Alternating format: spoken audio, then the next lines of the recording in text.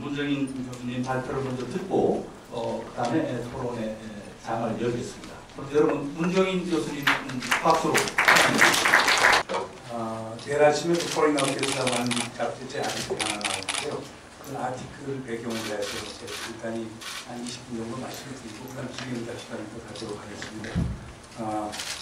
제가 내일 아침에 나오는 포레인 어케이스 아티클 제목은 In Defense of Singapore Process. 그러니까 싱가포르 프로세스를 옹호하는 그런 입장에 글을 썼습니다. 그래서 그 부제로 에이뷰 펑소이라고 서울에서 보는 한 시각이라고 이렇게 했는데요. 그 쓴 이유는 미국에서 싱가포르 정상회담 이후에 완전 트럼프 대통령 동맹국이 되었어요. 뭐 리버럴 쪽에서뿐만 아니고 소위 컨서버티브 쪽에서도 엄청나게 공화당 쪽에서도 지금 트럼프 대통령이 북한하면서 트럼프 대통령이 지금 3년 초과에 빠져 있는 것 아니냐. 그래서 이건 아니다. 우리 한국 사람들 시각 상당히 필요할 건 아니까. 뭐 한국 사람들 시각이 달라요. 그래서 그걸 갖고 쓴 건데, 제가 시작을 이렇게 했습니다. 그 전성훈 박사라고 잘 아실 거예요. 그 통일연구원에 있었고 청와대 국가안보실에 이제 안보전략비서관을 준 전성훈 박사가 싱가포르 회담 끝나자마자 1시간도 안 된 저한테 문자를 보내왔어요. 문자는 뭐냐면 이번 싱가포르 정상회담은 완전한 실패입니다. 북한의 승리입니다. CBID에 대한 언급도 없고 그 다음 타임라인에 대한 언급도 없습니다. 게다가 완전한 비핵화라고 하는 것은 북한이 종래에 주장하던 조선반도 비핵화 선언하고 비핵화 조약하고 비핵지대화 개념하고 같은 거고 그렇기 때문에 결국 한미동맹 주한미군이 어려워질 것이고 그 다음 미군 유해 발굴 통한하는 것은 결국 북한에 대한 제재를 완화시켜주는 일종의 계기가 될 것이다. 그래서 상당히 비판적으로 쓴 걸 저한테 보내왔어요. 그래서 제가 그에 대한 답변을 전성훈 박사 개인에게 하는 것보다는 제가 포레인 어페이스에서 제가 청탁을 하길래 그에 대한 답변으로 이렇게 쭉 했던 거예요. 그래서 저는 이제 기본적으로 제가 쓴 글에서 그랬어요. 가장 놀라운 거는 작년 한 해만 해도 트럼프 대통령이 뭐 작년 8월에 Fire and Fury라고 해서 분노와 화염으로 북한을 완전히 배멸시키겠다는 것. 그리고 8월에 얘기거든요. 작년 9월에 유엔 총회 가서는 결국에 미국과 미국의 동맹들에 대해서 위해를 가한다면은 완전히 totally destroy 북한을 완전히 파괴시키겠다.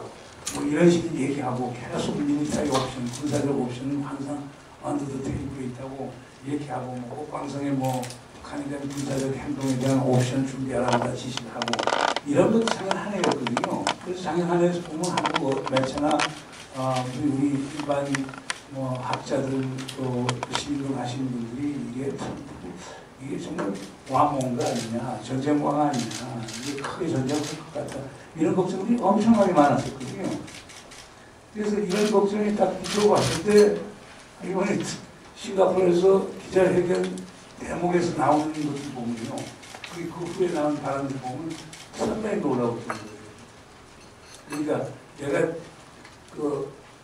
대통령이 되자마자 북한에 대해서 군사적 행동을 생각했는데 지금 다시 생각해 보니까 그러면 millions of people, 수백만 명이 희생된다는 걸 이제 알게 되는 그런 발언을 하냐면요.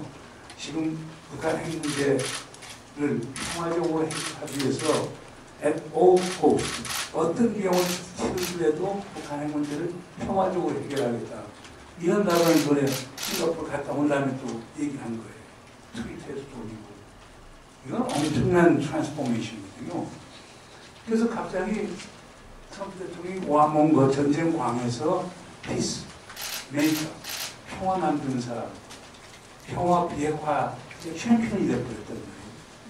이게 제가 볼 때는 아마 우리 한국분 전부 보수적인 분들은 그렇게 생각하시지 않을지 모르지만 일반 보통 사람들은 트럼프 대통령이 이렇게 변신을 할 수 있느냐 엄청난 쇼크 위기라고 하는 거거든요. 그래서 그게 이제 저는 이제 저에게도 아주 신선한 충격을 줬다는 내용을 이렇게 한번 썼고요. 두 번째, 북한이 승자다. 또 북한과 중국이 승자다. 그 다음에 미국이 패자다라고 하는데 그건 제가 동의하지 못한다고 제가 썼습니다.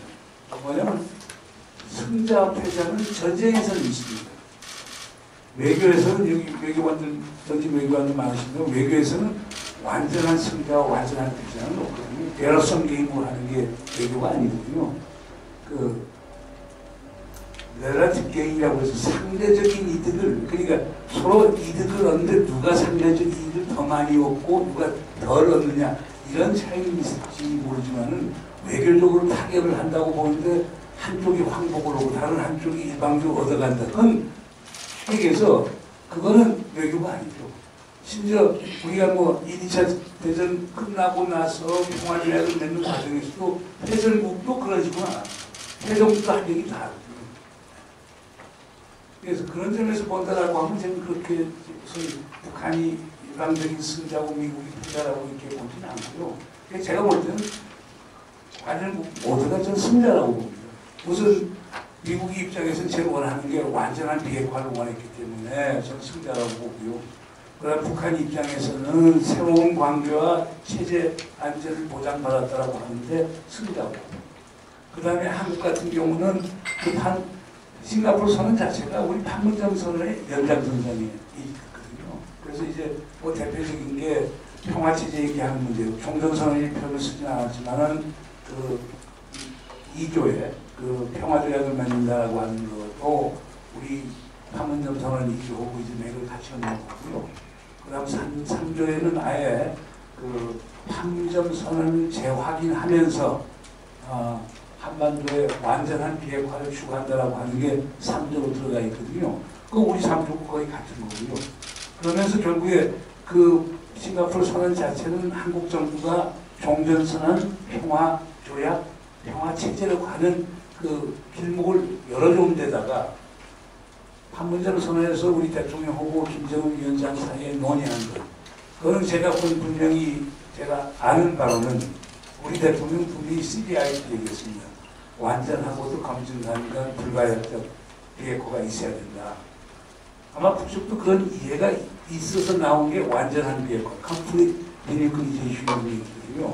그러니까 그 맥락에서 하는 거니까 남북한 미국의 지도자들은 완전한 비핵화라고 하는 것이 결국에 CBI 의미한다라고 하는 이해가 있는 겁니다. 그러면은 북한 입장에서는 그러니까 이제 그런 점에서 본다면은 결국에 제가 볼 때는 북한만 CBI를 안 썼으니까 북한이 뭐 승리했다고 보기가 상당히 힘든 거고. 그 다음에 중국 같은 경우도 뭐 회담 싱가포르 선언 자체는 우리 명식으로 안 나왔지만 그 끝난 다음에 기자회견하는 과정에서 보면은 중국이 얘기하는 걸 다 받아들였거든요. 중국은 한반도 문제에 대해서 3대 원칙을 세웠습니다. 첫 번째 원칙이라고 하는 게 평화 안정의 한반도. 두 번째 원칙이라고 하는 게 한반도의 비핵화. 세 번째 원칙은 모든 현안 문제를 대화 협상을 통해서 평화적으로 풀자는 게 시진핑이 제시한 3대 원칙이에요.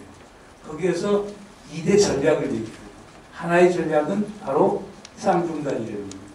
북한은 핵미사일 활동을 잠정 중단하고 한국과 미국은 연합군사훈련과 연습을 잠정 중단하는 것.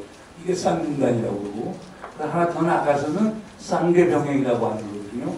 그건 북한 한반도의 비핵화와 한반도의 평화체제를 서로 연동시켜서 나가자. 이게 중국 정부의 한반도 북한 핵 문제에 대한 공식 전략입니다. 근데 이번에 그게 전부 다 반영이 됐거든요. 뭐 트럼프 대통령이 뭐 한미연합군사훈련 중단할 용의가 있다. 이제 또 오늘 사실상 아침에 한미 군사당국이 발표했죠. 그 을지 포커스, 을지 프리덤 가디안 연습을 중단하는 걸 공식으로 발표했기 때문에 뭐 그런 걸 보면은 결국에 중국 얘기하는 것도 다 받아들여진 거거든요. 일본만 빠진 건데, 일본만 빠진 건데 일본이 그렇게 우리 뭐 한반도 문제 그렇게 주요 핵문제는 아닙니다. 일본 같은 경우는 뭐 핵문제도 있지만 납치 일본 문제라고 하는 것을 제일 우선시하는데 트럼프 대통령이 김정은 위원장한테 그걸 또 전달했다고 하니까 뭐 일본도 사실상은 또 위너가 되겠죠. 이렇게 보면 이게 승자 패자가 있는 게 아니고 다 승자라고 볼 수 있는 게 싱가포르 선언이라고 저는 생각을 합니다. 세 번째 있는 게 바로 CBID와 그 타임라인의 문제죠. 그러니까 첫째는 CBID를 하겠다고 그랬는데 이번 CBID가 전혀 반영이 되지 않았냐. 그리고 시간표 정해서 하겠다고 하는데 시간표 정해서 안 나왔다. 이건 미국이 실패한 거다. 물론 실패한 거죠. 엄격하면. 왜냐하면 폼페이오 국무장관이라든가 볼튼 할 것 없이 미국의 관계자들은 전부 다 CBID 분명히 집어넣는다. 이번에 타임라인 정해서 나올 것이다. 이런 얘기를 많이 언론에 흘렸거든요. 근데 그게 안 나왔는데 근데 그렇다고 해서 저는 싱가포르 정상회담의 실패라고 보진 않아요. 그 이유는 그렇습니다. 그 CBID 같은 경우는 원래 북한이 상당히 적대적으로 생각하는 개념이에요.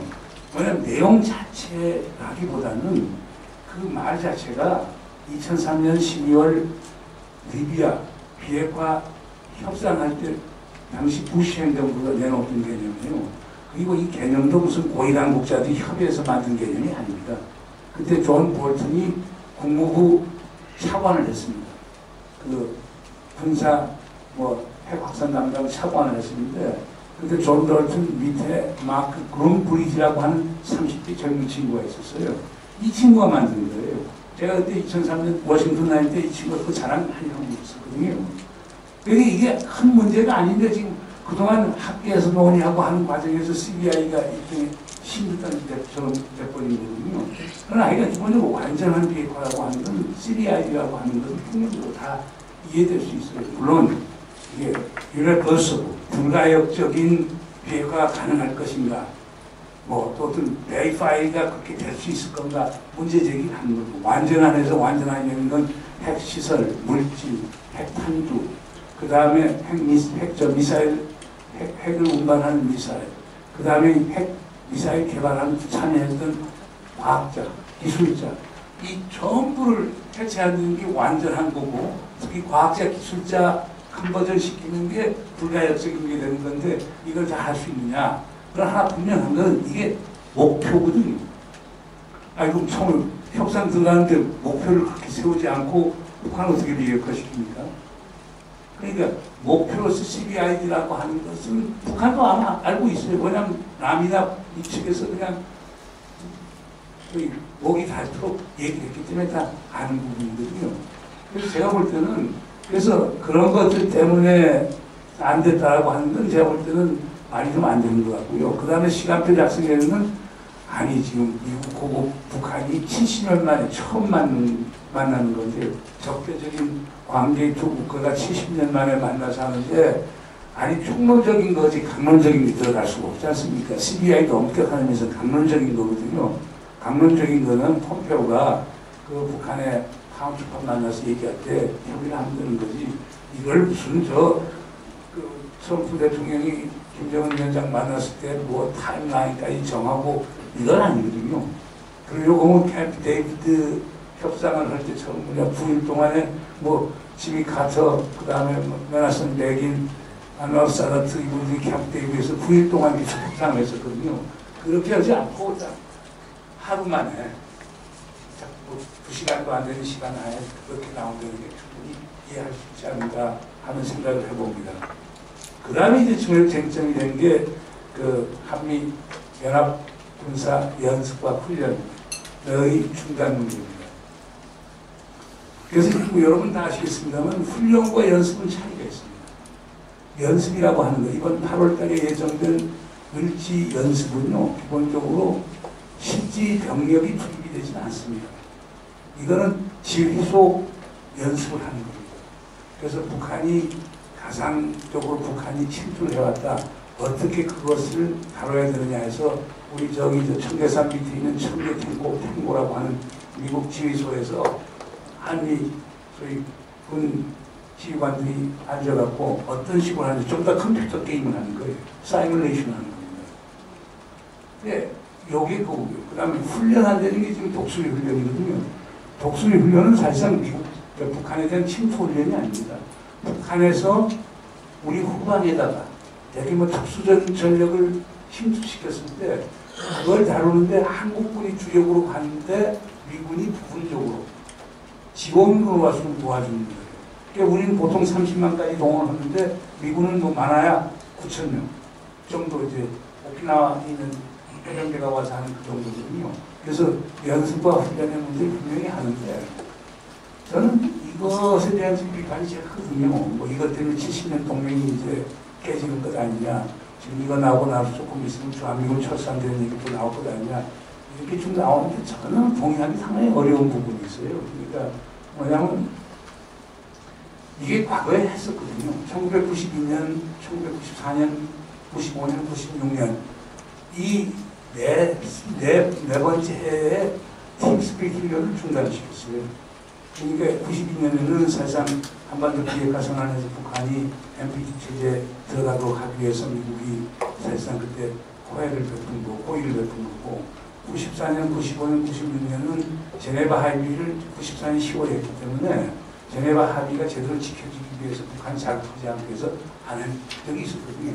그러다 팀스피릿 끝나서는 전시 중원 훈련이라고 하는 것으로 바뀌어졌다가 그게 지금 나오는 소위 거기에서 연습 쪽은 키 리졸브로 나왔고 그 다음 훈련 쪽은 복수리 훈련으로 나왔거든요.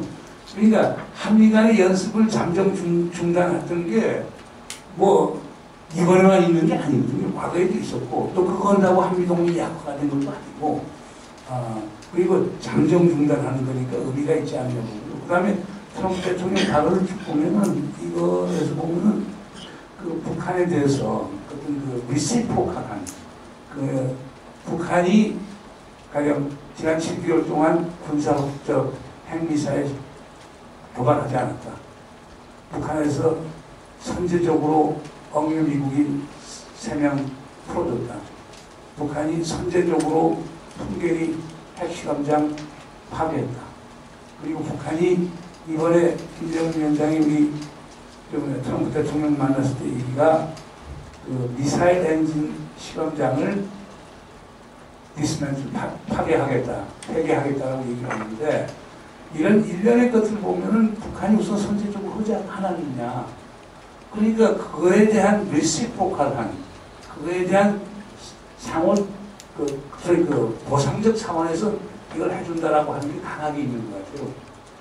그리고 세 번째 있는 거는 그 제가 영어 표현은 그 anticipatory function이라고 해서 어떤 그 기대를 바라는 기능이 있지 않느냐. 그건 무슨 얘기냐. 자, 트럼프 대통령이 안과 박의 엄청난 비판에도 불구하고 결국에 한미연합 군사 연습과 훈련을 중단시켰다. 이제 북한이 보답할 차례입니다. 그러니까 북한이 비핵화에 대해서 보다 강력하게 좀 나오는 게 좋지 않겠느냐. 이런 게 깔려져 있는 것 같아요. 그러니까 트럼프 대통령 입장에서는 상당히 고도의 정치적 계산을 통해서 이번 연습을 중단한 것 같아요. 그리고 뭐 비용이 많이 드니까라고 하는 것은 기본적으로 미국 국민들을 대상으로 한 얘기 같고, 그 다음에 이게 프로보커티브, 도발적이라 또는 자극적이라고 하는 것은 북한 친구들한테 잘 들었어 너희들 좋은 행동 보이라고 보내는 메시지인 것 같아요.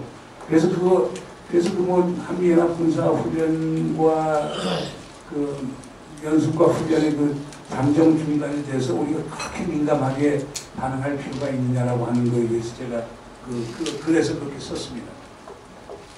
그 다음에 이제 문제되는 것은 뭐 유해 발굴 송환하는데 그 보상금 주는 것이 그 제재 국면을 완화시킬 수 있다고 하는데 저는 그렇게 보지는 않습니다. 뭐 미국 정부에서 분명히 했기 때문에 그다음 보상도 과거 99년 같이 큰 보상을 하지는 않을 거라고 보고요. 그래서 그리고 또 아마 트럼프 대통령 같은 분이 이렇게 얘기할 거예요. 아니 우리 영웅 희생된 영웅들이 유해를 가져오는데 돈 그 정도 갖고 따지느냐라고 얘기 나올 수도 있기 때문에 그래서 이거는 큰 쟁점이 되지 않을 것 같고 이제 그 인권 문제가 이제 계속 나왔죠. 인권 문제. 특히 미국의 조야에서는 인권 문제에 대한 비판이 상당히 많은데 그걸 언급하지 않았고 그다음 트럼프 대통령이 뭐라고 얘기냐면 프라이어리티가 있다. 지금 핵 미사일도 중요한 문제니까 거기에 지금 인권 문제 안 했다는 거거든요. 그건 저는 트럼프 대통령 생각이 좀 동의해요. 그러니까 기본적으로 트럼프 대통령 생각이 동의하는 게 지금 핵 미사일 문제 급한데 어전시가 있는데 이거 우선 해결해놓고 그 다음 북미 간의 신뢰가 쌓이고 남북 간의 신뢰가 쌓이고 그러면은 얼마든지 북한에 대해서 그 인권 문제 개선을 위해서 그 강한 요구를 할 수 있다고 보거든요. 그럼 그렇게 해결할 수 있는데 그 다음에 또 트럼프 대통령은 또 그 얘기 하잖아요. 이건 김대중 대통령하고 거의 비슷한 얘기였어요. 그러니까 그 핵전쟁을 피하기 위해서 인권 문제를 언급하지 않았다고 얘기했거든요. 우리가 과거 이제 진보 정부에서 계속 고민했던 인권과 평화의 반비례 관계, 트레이드오프 관계에 대한 고민이 많았었는데 이번 트럼프 대통령은 아예 핵전쟁 안 하려고 인권 문제 거론 안 했다. 그건 무슨 문제, 무슨 생각이냐면 트럼프 대통령은 결국 인권 문제 제기하게 되면 북한은 그것을 적대적 의도와 정책으로 보게 되고 그러면 결국 미국과 북한 사이의 판이 깨지면서 핵전쟁으로 갈 수밖에 없다고 본인은 생각하는 것 같아요. 그래서 그런 점에서 보면 인권 문제 같은 것도 제가 볼 때는 그 나름대로 이제 의미가 있다고 보고요. 그 다음에 이제 오늘 주제하고 관련된 건데요. 그 평화체제의 문제를 어떻게 보냐 하는 문제인데요. 이건 사실상 판문점 선언이나 싱가포르 선언이나 똑같습니다. 판문점 선언에서는 종전 선언을 올해 안에 하고 그 다음 평화 조약을 체결하고 궁극적으로 항구적인 평화 체제를 만들어 나간다라고 하는 대목이 되고 싱가포르 선언에서는 항구적인 평화 체제를 만들어 나간다는 게 2조로 이제 들어가 있거든요. 그런데 여기서 우리가 이제 하나 명백할 건 평화 체제라고 하는 것은요 사실은 손에 꽉 잡히는 게 아닙니다. 우리가 국제 정치에서 체제, 레짐이라고 하는 걸 얘기할 때는 레짐을 이런 식으로 얘기해요. 국제 레짐이라고 하는 건 소위 국가 간에 여러 국가 간의 쟁점이 되고 마찰이 되고 문제가 되는 그런 부분이 있지 않습니까? 그런 부분을 규제하기 위해서 만든 일련의 규범과 원칙과 규칙과 정책 결정의 절차. 그러니까 규범, 원칙, 규칙, 절차 이걸 통칭해서 규범이라고 얘기합니다. 그러니까 이제 여기서 우리가 피스 리짐이라고 할 때 리짐이라는 말이 어원이 프랑스 말에 이제 레시피에서 나온 말이거든요. 그래서 레시피라고 할 때는 결국에 조리법 아닙니까? 그 리짐을 정치에다 적용하면 정치조리법입니다. 정치조리법을 담아놓은 게 헌법입니다. 그러니까 프랑스 같은 데서는 앙시앙 레짐하고 누보 레짐, 구체제, 신체제를 가둘 때 헌법을 갖고 보지 않습니까? 우리도 소위 우리가 식에서 50, 40, 60 뭐 이렇게 공화국 얘기할 때도 그 바로 리짐을 얘기하는 건데요. 이걸 우리 한반도 평화에도 적용하게 되면은 일련의 규범과 원칙과 규칙과 절차인데요. 이건 뭐 여러 가지 형태로 나타납니다. 이게 뭐 조약의 형태로도 나타날 수 있고, 협약의 형태로 나타날 수 있고, 성명의 형태로 나타날 수 있고, 커뮤니케 형태로 나타날 수 있고, 다양한 형태로 나타날 수 있고. 그 다음에 이 평화 체제에 참여하는 당사국들도 남북이 당사자가 되는 거 있고, 남북미가 당사자 되는 게 있고, 남북미중이 될 수 있고, 2+4 해서 뭐 6자가 될 수도 있고, 미국 국제법 학자들은 16자 플러스 4 해서 20자 체제를 얘기하는 분들이 있거든요. 행위자분은 그렇게 이제 돼 있기 때문에 저는 평화 체제 얘기할 때는 기본적으로 평화를 유지하기 위한 체제, 평화를 만들어가는 체제, 평화를 영구적으로 공고화시키는 체제, 다양한 형태로 나타나는 거거든요. 그래서 제가 볼 때는 평화체제라고 하는데 너무 연연을 하면 좀 헷갈리는 부분이 있는 것 아니냐.